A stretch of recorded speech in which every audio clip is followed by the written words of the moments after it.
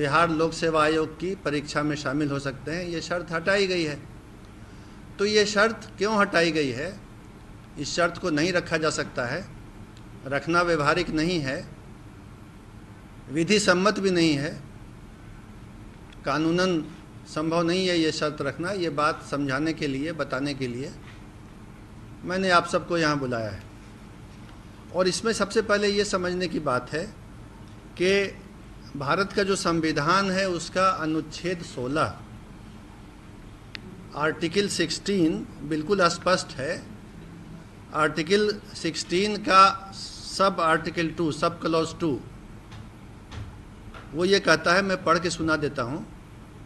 राज्य के अधीन किसी नियोजन या पद के संबंध में केवल धर्म, मूल वंश, जाति, लिंग, उद्भाव, जन्म स्थान, निवास, ध्यान देंगे, जन्म स्थान, निवास या इनमें से किसी के आधार पर न तो कोई नागरिक अपात्र होगा और न उससे विभेद किया जाएगा। तो भारत के संविधान का अनुच्छेद 16 ये कहता है कि जन्म स्थान और निवास के आधार पर आप किसी उम्मीदवार को अपात्र नहीं कर सकते हैं।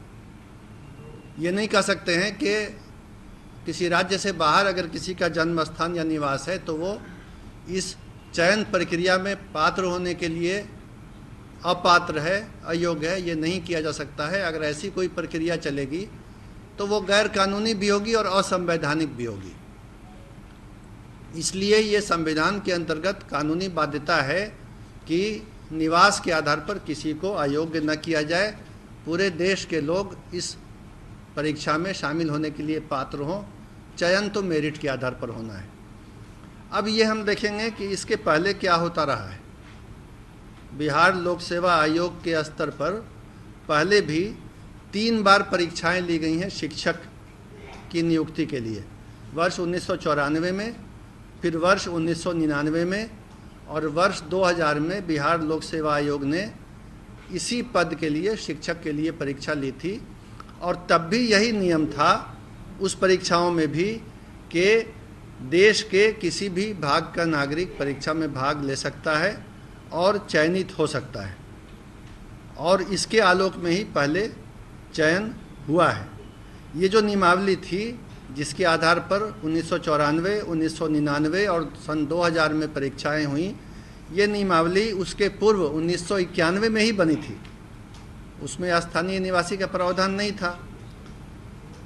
और इस कारण से इस बार भी जो बिहार लोक सेवा आयोग से परीक्षा होगी उसमें बिहार का निवासी होने का प्रावधान नहीं रखा जा सकता है। इसके बाद जो वर्ष 2012 की नियमावली बनी थी उसमें भी जब चयन हुआ, हालांकि उसमें स्थानीय निवासी होने का प्रावधान नहीं था, लेकिन उसके बाद भी चयन हुआ तो 1,68,000 रिक्ति के विरुद्ध जो नियुक्ति हुई तो राज्य के बाहर के मात्र 3,413 अभ्यर्थी चयनित हुए।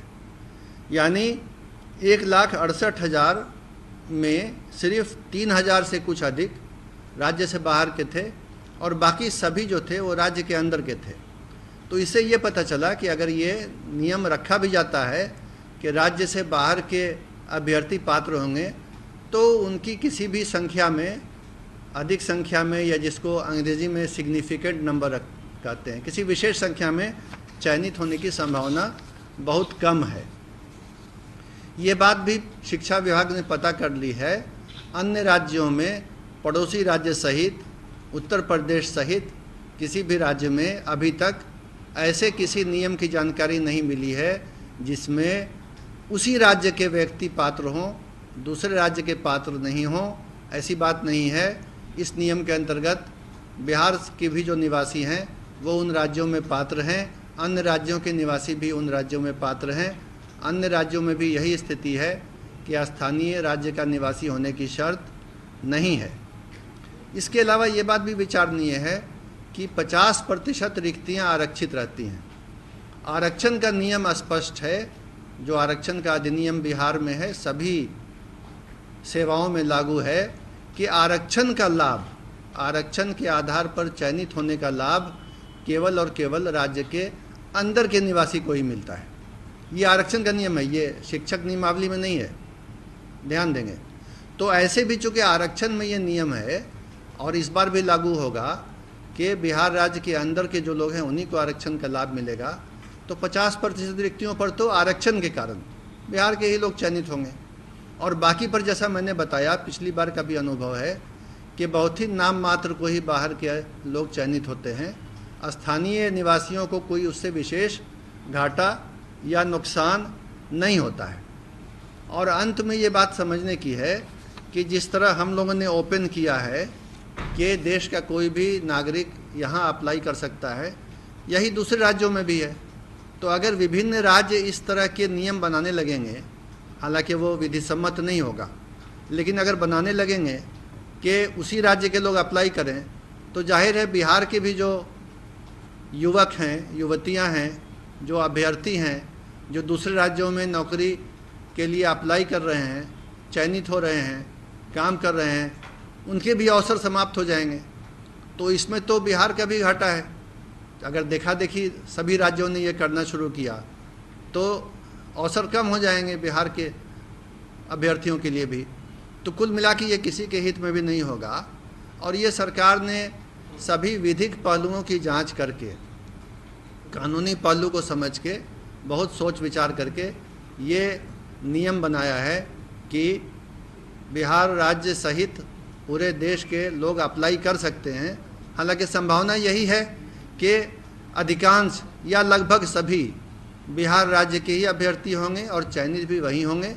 अगर बाहर के होते हैं तो संभावना है कि बहुत कम संख्या में नाम मात्र को ही चयनित होंगे, और उससे बिहार के वासियों के हित पर कोई भी कमी नहीं आएगी, कोई क्षति नहीं होगी। हमसे जुड़े रहने के लिए हमारे YouTube चैनल को सब्सक्राइब करें और नई वीडियो की नोटिफिकेशन के लिए बेल आइकॉन को दबाएं। अगर आप ये वीडियो Facebook पर देख रहे हैं तो लाइक जरूर करें और ज्यादा से ज्यादा शेयर करें। धन्यवाद।